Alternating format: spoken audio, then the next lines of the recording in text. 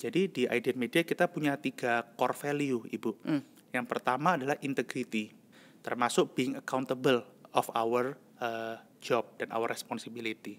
Yang kedua adalah inclusion. Kita sangat strongly encourage untuk ayo duduk bareng seperti itu. Ajaklah one-on-one, coffee chat, dan lain-lainnya.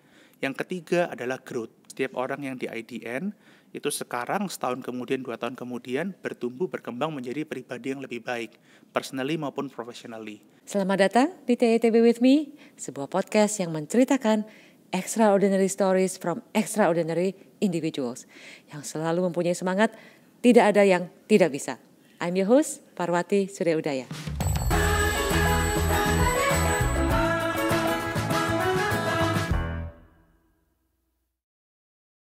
Selamat datang Winston, aduh sungguh suatu kehormatan, kebanggaan. Terima kasih sekali ya atas kehadirannya.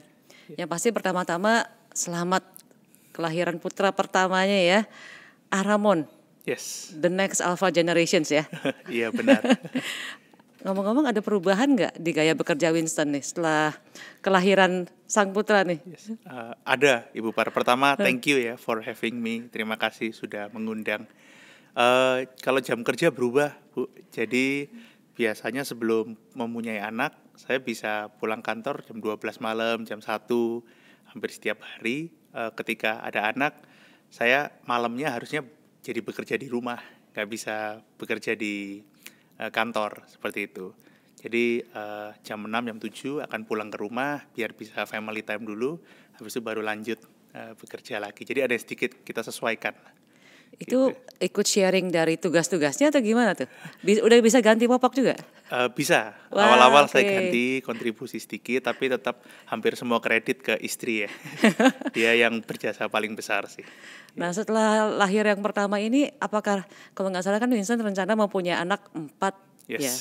Masih on track atau mau ditambah malah atau dikurangi? Target sih OKR kita 4. OKR 4 ya. Tapi kalau misalnya dikasih sama Tuhan lebih, ya saya sama istri bakal senang sih gitu. Tapi at least 4 lah kalau bisa. Jadi masih dengan pengalaman pertama pun masih tetap mantap ya. Wah. Justru lebih yakin. Lebih yakin mantap. lagi. Wah, bukan main. Selamat sekali lagi ya. Terima kasih, Bu. Memang tidak ada pengalaman seperti menjadi orang tua ya. Benar. Itu yang luar biasa sekali. Benar sekali. Nanti dengan semua tantangannya harus disyukuri juga ya. Iya, nanti saya diskusi sama Ibu. Iya, soalnya saya juga anaknya 4. Yes. Oke. Kalau boleh nih, throwback 8 tahun yang lalu waktu Winston dan William ya membuat IDN Media itu, kok bisa sih awalnya visi misinya tuh mau mendemokratisasi informasi bisa muncul ya. Iya. Karena kalau dilihat 2014 yang lalu tuh kan sama sekali beda dengan sekarang ya. Benar. Jadi perjalanan kita dimulai 8 tahun lalu. Jadi 8 Juni 2014. Jadi waktu itu saya sebenarnya masih bekerja di Singapura, Ibu. Masih bekerja di Google. Dan di Google lah saya sebenarnya mata saya terbuka terhadap opportunity dan peluang yang ada di Indonesia. Jadi kita melihat internet penetration mulai meningkat, smartphone penetration mulai meningkat, rising middle class, dan Indonesia ini sudah semua orang bilang bakal menjadi the economic powerhouse. Nah, tapi ketika kita melihat the demography of the Indonesian people, kita melihat fakta menarik bahwa Indonesia ini sangat Jakarta-centric, di mana hampir semuanya terjadi di Jakarta, termasuk dengan informasi. Jadi waktu itu kita membuat riset kecil, kita melihat bahwa mengambil kesimpulan 90% konten di media, di internet itu tentang Jakarta. Padahal orang yang tinggal di Jakarta adalah sekitar 4% saja. Jabodetabek 11%. Jadi kita melihat adanya kesenjangan informasi yang sangat besar, yaitu 10% dari konten addressing 90% of population, dan 90% of content addressing 10% of population. Itu yang melandasi akhirnya lahirnya IDN Media di 8 Juni 2014. Karena kita percaya supaya negara bisa maju seperti Indonesia 2045, kita harus jadi fourth biggest economy, negara high income country, kontennya dan informasinya harus juga maju. Merata ya. Iya, harus merata juga. Jadi itulah kenapa IDN Media lahir dengan visi untuk demokratisasi informasi bagi seluruh masyarakat Indonesia mulai dari Aceh sampai dengan Papua, seperti itu. Wah, amin Yes, ya. Amin. Kalau dilihat kan Winston dan William ini berhasil sukses di usia yang begini muda. saya yakin bukan suatu kebetulan ya. Kalau boleh tahu, kira-kira sebesar apa sih, atau peran papa mama, atau barangkali kakek nenek ya, atau siapa sih yang sangat berperan sehingga bisa membuat seperti hari ini, termasuk nilai-nilai apa ya mungkin yang sampai sekarang ini masih dipegang, yang menjadi pegangan sehingga bisa seberhasil hari ini ya. Peran orang tua pasti sangat besar ya, Bu Par. Jadi saya dan William sangat beruntung memiliki orang tua yang sangat suportif. Jadi kita dibesarkan cukup disiplin, cukup galak dari kedua orang tua. Saya sejak SD selalu banyak kursus dan lain-lainnya, pulang sudah sampai malam lah, mulai dari SD itu. Ya kan? Jadi memang dibesarkan dengan cara seperti itu. Tetapi yang jasa mereka paling besar menurut saya adalah giving me and William unconditional love. Jadi mereka benar-benar tulus, sangat sayang terhadap saya dan William, sehingga kita dapat tumbuh besar dalam keluarga yang harmonis, seperti itu. Dan saya dan William sendiri, saya juga beruntung punya William, punya best friend, brother, and partner in one person, gitu. Jadi kita sangat dekat, kita TK, SD, SMP, SMA, kuliah selalu bareng. Jadi nggak pernah berantem, nggak pernah musuhan. Berantem pernah. Mungkin SD, SMP lah. Kalau SMA, kuliah sudah tidak gitu. Tapi kita dekat dalam arti misal SD, SMP, SMA kita selalu, meskipun kita punya kamar sendiri, kita selalu tidur bareng gitu. Itu apa rahasianya, gimana caranya tuh? Ya karena cuman berdua ya. Jadi setiap hari ya bersama aja. Mulai dari pagi sampai malam lagi. Kemudian kuliah pun juga bareng. Even pas kita mulai Idean Media, perjalanan awal-awalnya ya kita merantau ke Jakarta ya berdua sama William. Sampai akhirnya menikah, baru kita beda tempat. Tapi sekarang pun saya sudah menikah, William sudah menikah, kita masih tinggal di satu gedung apartemen yang sama. Jadi saya sudah membuat komitmen dengan William bahwa sampai ke depannya pun kita harus tinggal berdekatan. Karena itu sangat penting untuk kita menjaga hubungan harmonisasi inilah, biar kita bisa terus dekat, seperti itu. Wah, itu luar biasa sekali sih. Itu harus dicontoh bener ya. Jadi malah tidak ada persaingan, malah saling mendukung terus ya.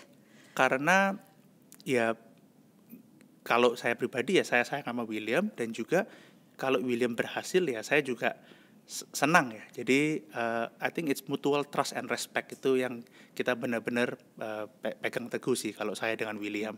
Kelihatannya unconditional love-nya juga diterapkan ya di antara brothers ini ya. Yes, hopefully sampai seterusnya lah, karena pada akhirnya kan keluarga sangat penting. Gitu. Iya. Tapi menikahnya juga kalau nggak salah tahunnya sama ya, nggak beda jauh ya. Benar, kita menikah di tahun yang sama, jadi ya berdekatan sih, memang benar. Nanti anak pertamanya juga sama juga. Beda setahun. Luar biasa. Yeah. Ini kalau nggak salah, saya dapat informasi kalau di IDN Media itu rasio presentasi direksi wanitanya lebih tinggi, betul ya? Yeah. Dari prianya atau gimana tuh? Jadi kalau untuk jumlah perempuan, di kita 51% perempuan, 49% pria. Karyawannya? Secara keseluruhan, benar. Gitu.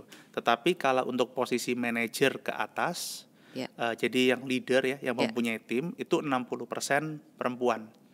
Dan itu terjadi secara natural, jadi tidak ada yang kita coba memilih, kita hire perempuan atau hire apa, karena kita pun dari sisi people operation atau HR, kita melarang ada pemilihan, kita harus prefer posisi diisi oleh pria atau wanita. Kita enggak, siapapun yang kompeten, ya kita harus hire itu, seperti itu. Jadi happen by naturally, 60% perempuan untuk leaders dan 40% pria, seperti itu. Apakah itu lazim kalau di dunia media, komposisi itu? Kita cek industry average, sebenarnya tidak. Tetap bagaimanapun juga banyak company yang jumlah prianya lebih banyak. Iya, benar. Tapi ya happen naturally, ya mungkin lebih banyak perempuan yang kompeten ya. Seperti itu. Kalau nggak salah kan ada satu studi McKinsey mengenai gender equality ini, di mana data perusahaan dengan pimpinan yang gendernya diversified, itu 25% lebih baik kinerjanya dibandingkan dengan yang tidak katanya. Kalau view Winston sendiri gimana nih?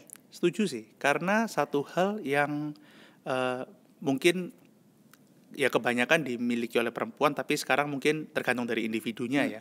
One of the most important part of leadership adalah empathy and compassion. Ya kan, dan apalagi dengan zaman seperti sekarang, 2 tahun terakhir kita ada pandemi, dan setiap orang kan punya tanda kutip bagasi masing-masing ya di rumahnya. Jadi memimpin dengan empathy dan compassion menurut saya sangat penting ya. Karena kalau saya pribadi percaya working relationship itu harus harmonis dengan personal relationship. Karena kita tidak melihat, ada orang yang bilang work-life balance. Kalau saya pribadi kurang setuju. Yang lebih tepat mungkin adalah work-life harmony. Gitu. Karena kita bekerja separuh dari hidup kita. Kalau kita menganggap balance, artinya kan ada yang baik dan ada yang buruk. Artinya kita menganggap life is the good thing and work is the bad thing. Nah, itu yang menurut saya kurang tepat. Dan kita bekerja separuh dari hidup kita at least. Jadi kan kita harus mencari pekerjaan yang kita suka, ya kan, yang di sekelilingi oleh orang-orang yang suportif juga. Nah, jadi menemukan harmonisasi ini menurut saya penting. Makanya saya selalu encourage tim di kantor, paling penting itu adalah creating a psychologically safe workplace. Jadi ada project namanya Aristotle. Ini pernah di-share juga di Google dan beberapa university. Mereka mencoba mencari tahu apa yang membedakan sebuah tim atau sebuah company perform better than the other team. Akhirnya setelah dicari tahu apakah masalah edukasi, pendidikan, expertise, knowledge dan lain-lain, ternyata tidak. Yang paling penting adalah apakah tim tersebut mempunyai atau memiliki psychologically safe workplace, di mana semua orang dapat bersuara, berpendapat, berkarya dengan baik tanpa takut dibully, dihina di depan umum dan lain-lain.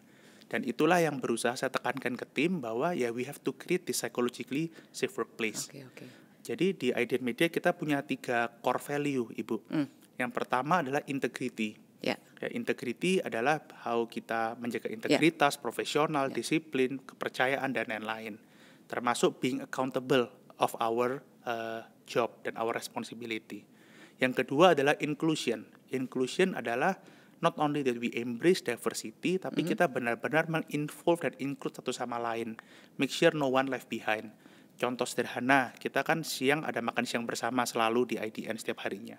Jika ada tim baru yang mungkin belum punya teman, makan siang sendiri, kita sangat strongly encourage untuk ayo duduk bareng seperti itu. Ajaklah one-on-one, coffee chat, dan lain-lainnya. Karena for us kita percaya trust itu leads to better teamwork. Ya kan, better teamwork leads to better performance leads to better output. Tapi kalau kita lihat key drivernya apa, ya di trust ini dulu. Jadi kalau tanpa trust ya tidak bisa kita mendapatkan better output, which is yang company inginkan kan. Seperti itu value kedua inclusion, integrity, inclusion. Yang ketiga adalah growth. Jadi kita selalu ingin setiap orang yang di IDN itu sekarang, setahun kemudian, 2 tahun kemudian bertumbuh, berkembang menjadi pribadi yang lebih baik, personally maupun professionally. Jadi harus memiliki humility, self-awareness untuk ya belajar. Ya karena saya selalu bilang sama tim ya kamu harus terus grow, harus terus berpikir maju, apa yang harus kita improve, jangan settle dengan yang kita sudah punya sekarang gitu. Saya selalu bilang ke tim juga, when you think you are winning, you are losing. Yes, benar. Jadi ketika kita merasa kita sudah menang, actually kita sedang mengalami kekalahan. Jadi harus terus memiliki fire and hunger lah yang kita punya, karena itu yang paling penting. Seperti semangatnya OCBC NSP, tidak ada yang tidak bisa. Seperti itu. Wah, makasih. Tapi kalau dengar values-nya ini betul-betul yang dibutuhkan untuk zaman sekarang ya. Di dunia yang begitu banyak berubah, kayaknya sangat-sangat relevan ya. Benar. Kami juga sedang mencoba ke sana, tapi kelihatannya harus belajar banyak nih dari IDN. Saya yang harus belajar dari Bu Par dan tim ya. Tapi kita pas 2014 Bu, uniknya 8 Juni itu awal-awal biasanya kan orang memulai sebuah organisasi, sebuah company, menciptakan product planning, business plan, financial planning. Yang pertama kali kita lahirkan di IDN Media adalah kita sebut dengan Teaminess.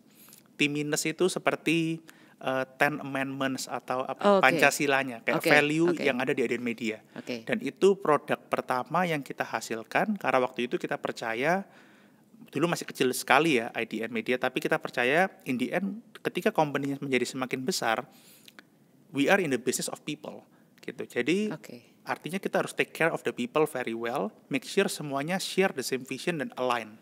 Akhirnya kita ciptakanlah tim minus itu ada 10. Kayak bringing creativity, sincerity, passion to work, embracing diversity, doing the right thing even when no one is watching, integrity, dan lain-lainnya.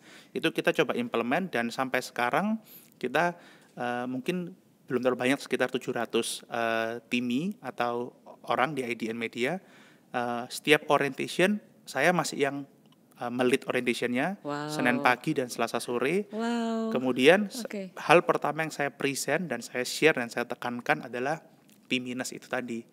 Jadi saya berharap T- itu bukan hanya menjadi tulisan di notebook atau di slides atau di poster, tapi benar-benar di embody dan menjadi value yang mereka pegang teguh. Even ketika mereka sudah tidak di IDN Media lagi, mereka masih memegang teguh value-value tersebut. Menarik sekali ya. Maksudnya di bayangan saya tadinya perusahaan seperti IDN Media itu akan sangat menekankan kepada teknologi side-nya, IT side-nya, tech-nya. Tapi malah yang diutamakan adalah manusianya ya. Itu yang paling duluan. Iya, benar. Jadi kalau di IDN, tim people operation itu mungkin beberapa company dia lebih ke supporting team. Kalau di kita it's a very strategic and powerful team lah. Authority-nya sangat besar gitu. Karena kalau di kita ada prinsip focus on the people, everything else will follow gitu. And our number one customer is actually our team. Karena mereka yang cari revenue, mereka yang buat konten, mereka yang mengerjakan semuanya. Jadi if they are happy itu bukan saja happy, saya happy, tapi benar-benar fulfill, mereka bisa bekerja dengan nyaman, otomatis all the business metrics bakal mengikuti dengan sendirinya, seperti itu. Tapi menarik sekali ya, karena kita kan perusahaan yang 81 tahun ya.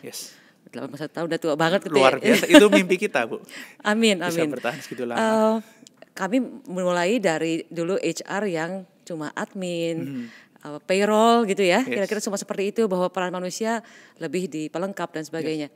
Tapi sekarang kita semakin sadar di era teknologi yang seperti ini, technology is a given, is a hygiene, it's no longer a competitive advantage because everyone will do that gitu kan. Tapi justru pembedanya adalah the people ya. So maksudnya mendengarkan testimoni seperti ini, encourage we are on the right track. I think our HR team juga will be very happy to hear this. Tapi memang kuncinya manusianya ya. Iya, dan saya melihat juga mungkin 5-10 tahun ke depan ya. Kalau kita, take a step back dikit, berapa puluh tahun terakhir, biasanya orang dengan background finance will become the number one person. Terus ada background sales number one person. Terakhir background product dan engineering number one person. Tapi the next 5-10 years, saya percaya orang yang backgroundnya people, HR, human capital, people operations, yang bakal menjadi the number one person sih. Jadi di semua kehebohan teknologi ini, malah core-nya adalah people. Yes, benar. Itu yang saya pribadi percaya dan kita di IDN Media sangat-sangat percaya sih. Jadi curious kalau gitu. Waktu mencari the right people for your team, what is your main criteria? Kita ada 4. Yang pertama adalah leadership. Leadership itu tidak harus memimpin orang, tapi juga memimpin diri sendiri. Jadi being accountable, professional, committed to what he or she does. Ya kan, yang kedua adalah work ethic, harus memiliki a strong good work ethic. Yang ketiga adalah passion terhadap role-nya dan passion with our vision. Jadi biar kita sejalan. Dan yang terakhir adalah attitude. Kita nggak ingin ada orang yang negative attitude, tapi kita prefer yang positive attitude.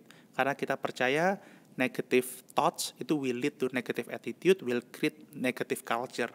Jadi karena it will reciprocate ya, bakal menyebar gitu. Jadi kita sangat prefer orang yang have a positive energy supaya bisa semua kerja lebih nyaman sih. Jadi sama, yang dicari juga bukan yang paling pinter, paling tinggi IQ-nya. Itu hygiene. Jadi harus ya tetap. Itu harus. Ya, capability, role related knowledge itu tapi harus. This is the key differentialnya. Ya, tapi jika ada dua orang yang sama dengan background yang sama, kita prefer 4 tadi itu. Oke. Menarik sekali. Ini kalau ngomong-ngomong media nih, kan kalau dibandingkan dulu dengan sekarang, media saingannya luar biasa ya. Akses informasi sangat mudah. Sumber informasi kan bukan hanya dari media, quote-unquote, tapi social media, influencer, community ya. Yes. Ini kira-kira kalau dari fenomena ini kalau boleh nanya dua hal. Yang pertama, menurut Winston, good journalism tuh seperti apa sih dalam era seperti sekarang ya? Dan kedua, dengan kemudahan segala akses media ini, dampaknya lebih negatifnya atau positifnya sih ke good journalism yang tadi kita harus upheld ini? Iya. Jadi kalau kita melihat definisi dari media sendiri, itu menurut kita sudah banyak berubah. Tapi sebenarnya the real definition of media adalah content creation ditambah content distribution sama yang dikonsumsi oleh user. Jadi content creation plus content distribution. The past 10 years, 10 tahun terakhir, media ini definisinya berubah. Yaitu mereka hanya fokus di content creation. Karena content distributionnya mereka tanda kutip numpang di platform seperti sosial media dan global companies lah yang ada di Indonesia, ya kan. Padahal the right definition of media itu adalah content creation plus content distribution, seperti itu. Nah itu yang sekarang kita sedang bangun di Idean Media, karena kita percaya kalau kita hanya fokus di content creation saja itu tidak bisa memberikan kita competitive advantage in the longer run. Gitu. In the long termnya kita pasti akan kalah dengan a more creative content creator gitu. Dan media itu sebenarnya you have to have a bigger value chain gitu, bukan hanya di content creationnya. Ya, kalau kita compare dengan TV ya atau newspaper 30 tahun 40 tahun lalu, mereka benar-benar menguasai content creation ya kan, dan juga distributionnya. Jadi that's why they are very quote unquote powerful ya kan. Nah, kalau sekarang distributionnya kan di-disrupt dengan Facebook, TikTok, Instagram dan lain-lain, ya kan. Nah, tapi kedepannya jika media benar-benar mau sustainable, ya, media platform mau sustainable, dia harus content creation plus content distribution. Nah, itu yang membuat menjadi more sustainable in the long term. Dan itu yang ada di Idean Media yang sedang kita bangun. Dan menyambung ke pertanyaan tentang journalism, yang membuat Idean Media unik adalah konten kita itu kita decentralized content creation, Bu. Jadi 40% lebih konten kita ambil contoh IDN Times, salah satu media kita. Itu kontennya user generated content yang kita curate. Gitu. Jadi siapapun bisa menulis. Nah, karena goal kita adalah the key driver is content relevance. And how to increase the content relevance adalah by everyone's writing it. Kita buat aja platformnya, silakan kamu bisa nulis, ayo nulis, kamu bisa kontribusi, nanti kita edit melalui our machine learning dan juga our human editor before we publish it. Seperti begitu. Jadi tetap kita jaga journalism ethics, ya kan, supaya menjaga good journalism tersebut, tetapi content relevance tidak bisa di-achieve kalau yang mengerjakan adalah semuanya yang di Jakarta atau di Surabaya. Kita harus decentralize content creation, tapi kita curate untuk memastikan tidak ada misleading information dan hoax. Seperti itu. Jadi dengan akses yang lebih mudah pun ini bisa terjaga juga ya. Ngomong-ngomong, berapa persen sekarang yang di luar Jakarta, berapa persen di dalam Jakarta? Iya, Jakarta tetap besar ya, karena ya internet penetration lebih tinggi, smartphone penetration lebih tinggi. Jakarta sekarang mungkin sekitar 25-30%. 25% lah mungkin. Itu saya Jakarta. Pikir besar masih di atas 50, ternyata udah tinggal 25-30%. Ya, Jabodetabek ya kita sebut ya. Oke. Sisanya di luar Jabodetabek. Tapi masih di drive oleh mungkin 6-10 kota besar di Indonesia. Oke. Ini kalau nggak salah, kalau statistik salah tolong koreksi ya. Idean Media tuh sekarang kan bisa akses atau impacting more than 80 million active users ya? Benar ya, more than 80 million? Itu platform web dan app. Jadi tidak mostly web ya, tapi tidak termasuk sosial media. Jadi orang yang mengunjungi website kita ataupun aplikasi kita. Saya sempat Google nih, ada berapa negara di dunia yang penduduknya di atas 80 juta. Ternyata dari total 200 negara lebih itu hanya ada 20 negara yang penduduknya di atas 80 juta. So including UK, Australia, Korea, Thailand itu semua di bawah 80 juta ya. So do you see this as a power atau more like a responsibility that you can impact so many people like that ya? Definitely responsibility sih. Jadi mungkin kalau kita ngomong tentang Indonesia ya, I think Indonesia is the best country on earth sih. ya kan, seperti juga temanya OCBC NSP ya, Made in Indonesia, kita juga sangat percaya itu sih. Kita punya 270 juta lebih penduduk. Kita sangat muda, kita average age 30 tahun, median age. Ya kan, artinya kita are in the perfect time to become a high income country. Karena jumlah produktif people kita lebih tinggi daripada yang not produktif. Dan kita punya deadline kan Bu, 2040-2045. 20 tahun lagi dari sekarang, kalau kita miss, kita bakal forever trapped as a middle income country. Kita nggak bakal bisa lewat itu. Jadi 20 tahun ke depan GDP-nya ini harus tumbuh benar. Kalau GDP per kapita bisa 12-20 ribu, kita jadi fourth biggest economy in the world. Dan itu yang kita harapkan bersama kan. Ya. Jadi kita melihat itu tanggung jawab kita di IDN Media dari sisi konten, entertainment, media, dan informasi. Bagaimana kita bisa membantu berkontribusi terhadap ya Indonesia. Jadi saya selalu bilang sama tim, jangan lihat kompetitor kita itu media A, company B, company C, bukan. Tujuan kita sama. Tujuan kita untuk Indonesia 2045. Kalau semakin banyak pemain, semakin bagus.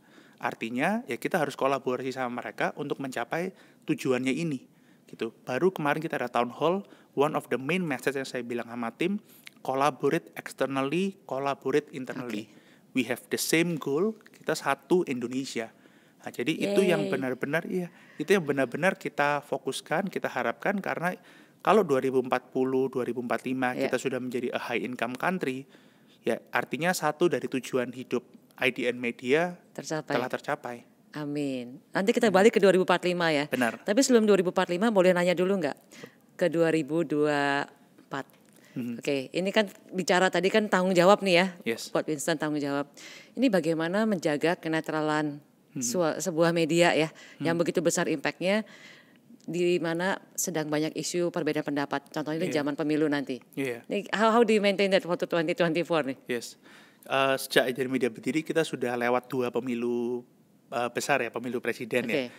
Saya selalu kita di IDN Media kita percaya bahwa kita harus objektif dan harus sesuai dengan value. Jadi bukan kita netral, tapi kita independen dan kita stand to our principle and value, gitu.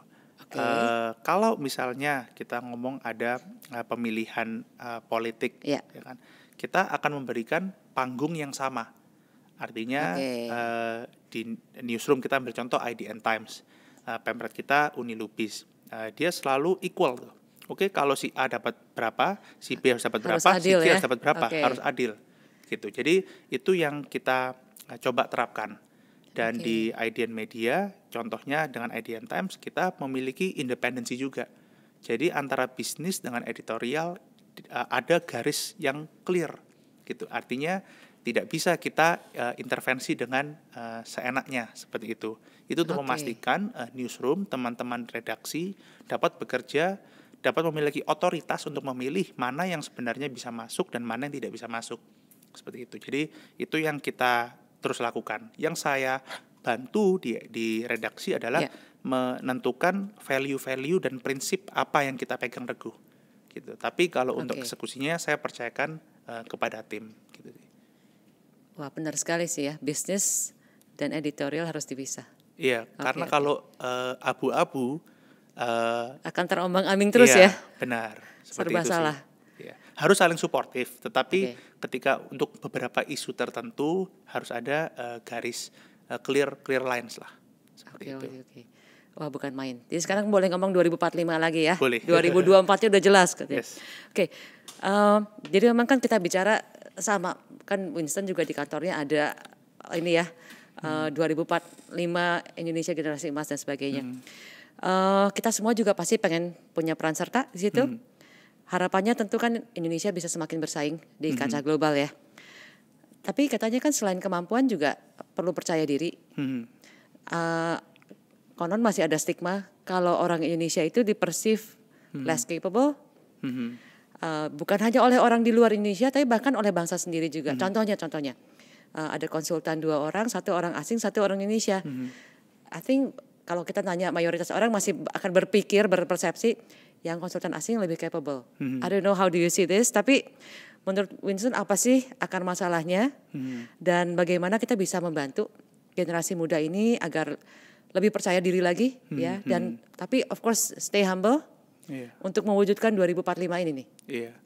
Menurut saya kita di Indonesia ini sangat beruntung karena orang-orangnya sangat friendly, sangat ramah, dan itu menjadi core culture dan value ya di orang Indonesia. Makanya saya sangat happy dan betah di Indonesia. Menurut saya idealnya adalah balance ya antara having the confident atau the positive attitude towards something, tetapi juga harus ada humility untuk belajar dan mengaku salah dan improve diri kita untuk menjadi lebih baik lagi. Nah, apakah masyarakat Indonesia khususnya generasi mudanya, milenial dan Z-nya bisa? Menurut saya pasti bisa sih. Jadi itu adalah yang justru melalui podcast seperti ini atau melalui sarana edukatif lainnya kita harus share ke mereka bahwa sebenarnya kita ini adalah a very smart critical generation gitu. Kita harus bisa confident tetapi tidak arogan, kita harus bisa rendah hati tapi tidak rendah diri.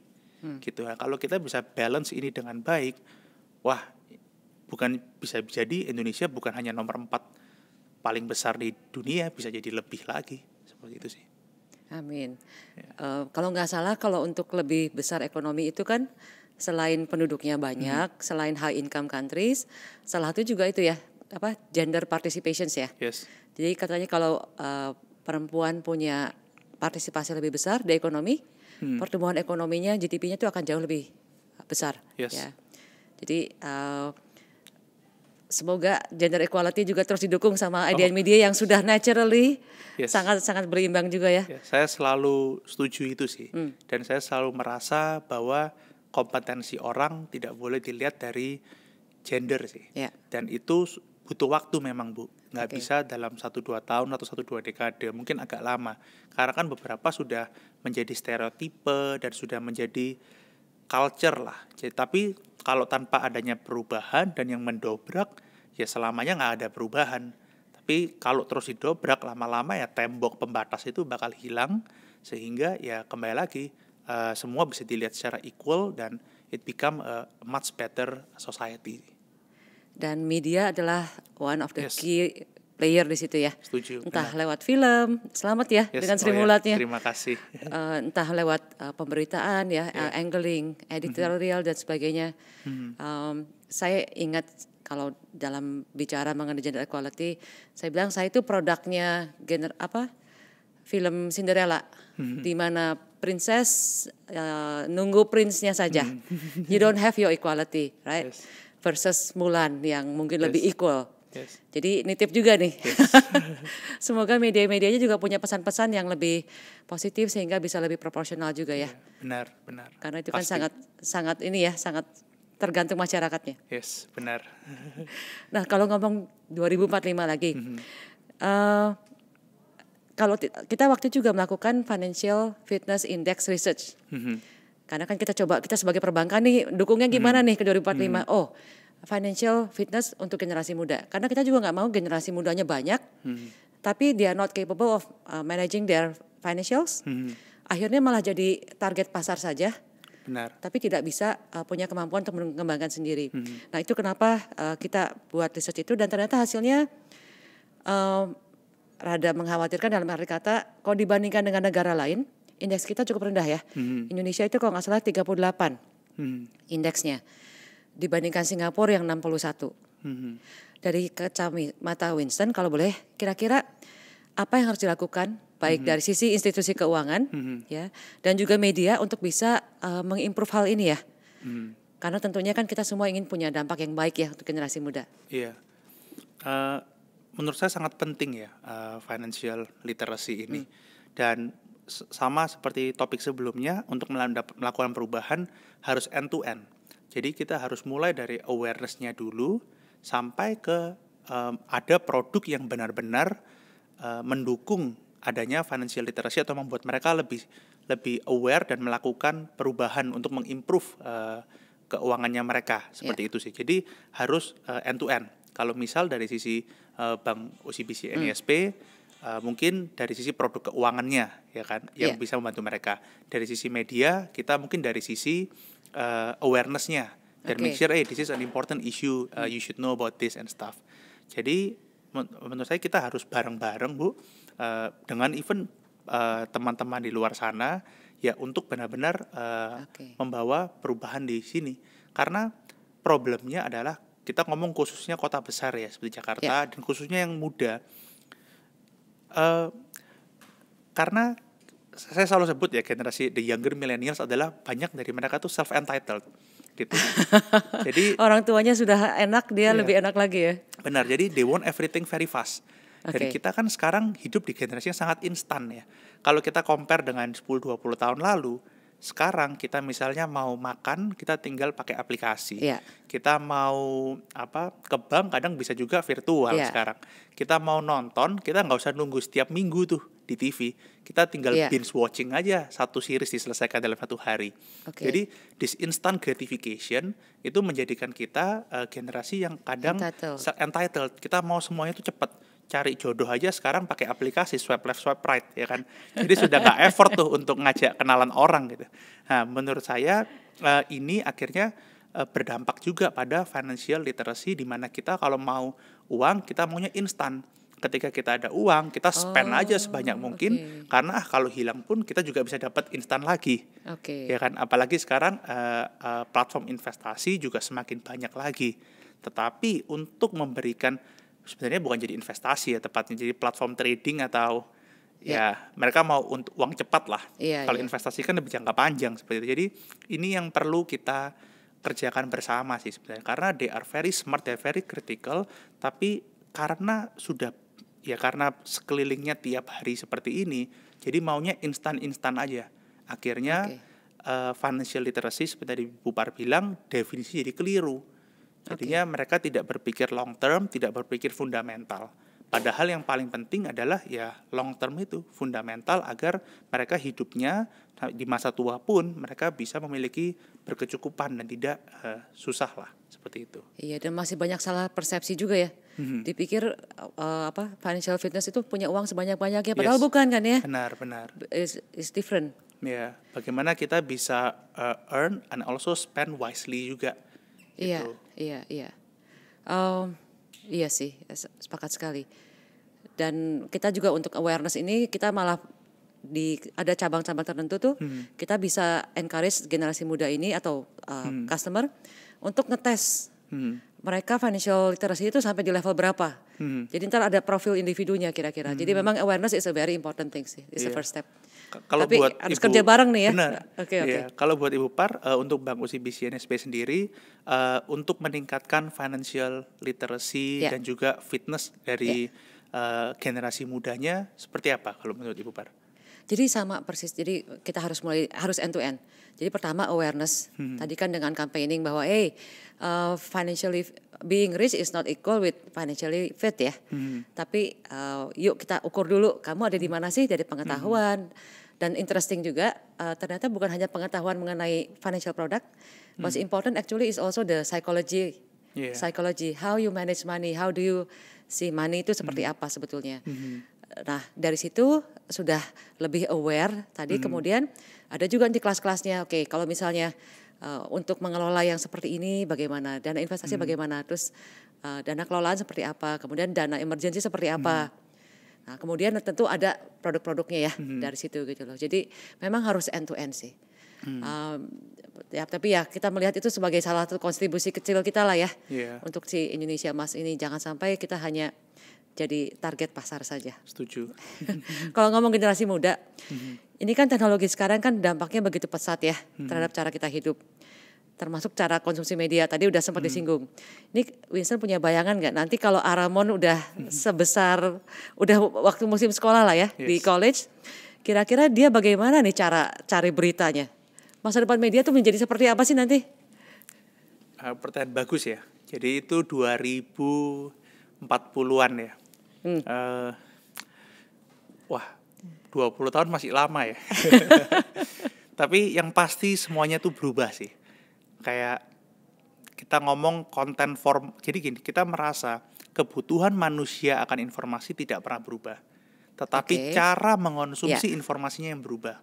Kalau kita lihat 30-40 tahun lalu, orang konsumsi melalui newspaper, melalui TV. Habis itu 10-20 tahun lalu melalui digital media, tapi versi teks. Sampai sekarang masih ada, cuman dulu itu besar sekali. Terus 8 tahun terakhir image, ya kan, mereka suka gambar-gambar. Kemudian 5 tahun terakhir video, 2 tahun terakhir short video in a vertical format, seperti TikTok atau Reels. Ya kan? Esensinya sama, mereka mengonsumsi informasi, mendapatkan hiburan, entertainment. Formatnya yang berubah. Kita melihat ke depannya, mungkin 3-5 tahun ke depan ya, ini bakal lebih real time sih, Bu. Jadi sesuatu yang berbau live streaming, kita melihat bakal menjadi the biggest content format in the world sih. Itu yang kita lihat. Jadi orang karena semakin Gen Z, semakin muda, itu mereka membutuhkan real time, rawness, and authenticity. Itu yang kita amatin. Kemudian ditambah dengan infrastrukturnya, internet penetration lebih tinggi, internet speed lebih tinggi, the price of data di-compare dengan average income, rasionya semakin lama semakin kecil, artinya data lebih murah. Artinya orang lebih bisa mengkonsumsi yang lebih besar-besar. Handphone sekarang juga lebih canggih-canggih, smartphone. Jadi kita melihat ke depannya ini will become video based, tapi yang lebih live sifatnya dan yang real time yang orang bisa berinteract langsung sih. Itu the next 3 to 5 years. Hopefully lebih mudah juga aksesnya. Sekarang kalau live kan suka lama gitu ya. Ya hopefully lebih mudah aksesnya itu juga. Itu kita sekarang lagi our biggest investment di IDN Media adalah live streaming product. Gitu. Itu yang sekarang kita lagi betting quite big sih. Kalau seperti itu curate-nya gimana? Nggak ada curate lagi, udah raw tadi ya? Enggak, sekarang kita masih curate. Jadi kita belum open for public, kita masih seleksi siapa yang bisa menjadi streamer. Ada yang streamer baca berita, ada streamer yang main game, ada streamer yang ya sharing saja. Kita make sure quality kontennya bagus ya, tidak jelek ya, tidak misleading. Tapi ya itu yang kita merasa sekarang masih sangat early, tapi dalam 5-10 tahun, 3-5 tahun ke depan ini bakal menjadi konten format yang paling besar sih menurut kita. Oke. Wah, artinya kita juga harus generasi saya juga harus terus belajar ya supaya bisa ngikuti dengan format barunya. Yes, dan saya juga harus belajar sama Ibu Par. Terbalik Vincent. Sekali lagi selamat baru ulang tahun ke-8. Yes, terima kasih. Selamat lagi harapannya dan luar biasa, very excited untuk the future ya. Kalau boleh last question ya. Boleh. Dari skala 1 sampai 100, menurut Winston, apakah media masih memegang peran penting in shaping the next generations? Is it 1 apa 100 atau? Kalau definisi medianya menurut yang saya share tadi ya, content creation plus content distribution, jawabannya mungkin 100 sih. 100? Jadi sangat penting perannya. Gitu. Dan kita harus menganggap itu sebagai tanggung jawab yang sangat besar sih. Bukan saja tanggung jawab, tapi moral obligation yang sangat besar. Seperti itu. Karena tidak bisa dipungkiri, itu bisa mempengaruhi perspektif orang, pandangan orang. Jadi sangat-sangat penting sih. Itu yang saya selalu bilang sama tim, value, principle nggak boleh kita korbankan. Integritas nggak boleh kita korbankan. Karena ini bukan masalah traffic, bukan masalah revenue, ini masalah masa depan Indonesia.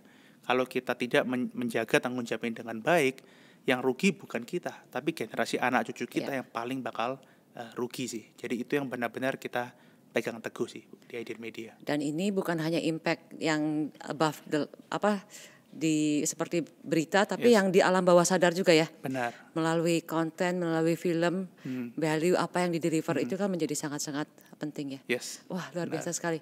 Saya juga punya pertanyaan terakhir sama Ibu. Oke, silakan. Ya, kalau Ibu boleh kasih pesan ke Gen Z deh. Jadi orang yang baru lulus kuliah mungkin masuk ke dunia kerja, apa supaya bisa menjadi seperti Ibu Par? Kayaknya saya nggak ada apa-apanya loh dibanding Winston. Mungkin sejalan dengan apa tagline kita. Bukan karena ini TATB podcast, bukan ya. Tapi karena yang apalagi tadi ya, kita melihat Gen Z ini adalah entitled gitu loh. Mereka semuanya merasa harus instan. Itu adalah hak saya untuk mendapatkannya. I don't have to work so hard dan sebagainya. Justru mereka harus tahu bahwa life is not going to be easy, life is not going to be without problem. Tapi that's how you gain your success, that's how you gain your strength gitu loh. Jadi kalau misalnya ada kesulitan, harus bersyukur bahwa kita akan bisa naik ke level berikutnya ya. Jadi dan kalau kita menghadapi kesulitan yang disebut perseverance, grit, I think that's one of the most important things untuk Gen Z. Karena saya melihat Gen Z karena entitlement-nya itu, I think they are lacking on that ya. So mungkin pesan saya itu termasuk pesan saya untuk anak saya juga. Yes. Yang Gen Z. Yes. Perseverance is very key ya. Nggak cukup pintar, nggak cukup lulus dari sekolah yang terbaik pun, tapi the key is the perseverance. Agree. Sekali lagi terima kasih. Yes. Kalau boleh 3 key takeaways. Ini takeaways-nya banyak tapi I have to choose 3. Okay. Yang pertama, disiplin di waktu muda itu ternyata membuahkan hasil ya. Jadi kalau untuk kita yang punya anak kah atau untuk generasi muda yang sedang disiplin kan harus dengan senang hati menjalaninya ya, karena nanti buahnya itu untuk nanti ya. Kemudian it's not work-life balance, but it's work-life harmony ya. Di mana ini yang lebih sustainable, it's not one or the other, tapi keduanya harus berdampingan dengan baik. Okay. Dan yang ketiga ternyata kuncinya adalah people ya. Dan di semua ini adalah kuncinya tentu adalah values. Yes, agree. Ya. Benar. Winston, terima kasih ya. And all the very best. Terima kasih banyak Ibu Par. 2045-nya harus terwujud ya, Indonesia kita Emas. Lihat saksikan bersama-sama Indonesia menjadi high income country. Amin. Makasih Winston. Terima kasih. Thank you Ibu Par. Hari. Terima kasih sudah mendengarkan podcast TITB with me. Leave your comment atau feedback di Instagram saya @parwati_suryaudaya. Sampai jumpa di podcast selanjutnya dan live your life dengan semangat. Tidak ada yang tidak bisa.